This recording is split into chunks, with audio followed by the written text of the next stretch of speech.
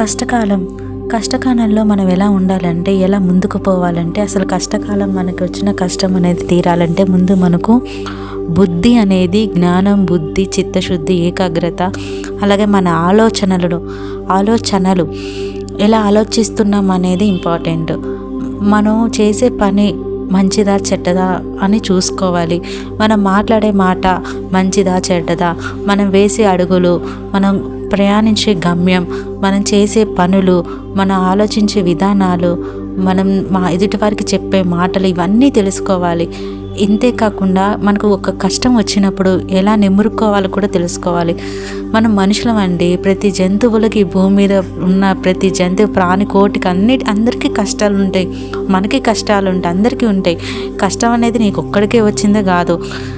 అలా అనుకుంటే బుద్ధ భగవానుడు, అలాగే మన శ్రీరామచంద్రుడు వాళ్ళు కూడా కష్టాన్ని అనుభవించారు, బయటకు వచ్చారు. ఆ కష్టకాలంలో ఎలా దాని నుంచి బయటపడాలంటే ముందు నీ ఆలోచన విధానాన్ని మార్చుకోవాలి. Sorry for background noise.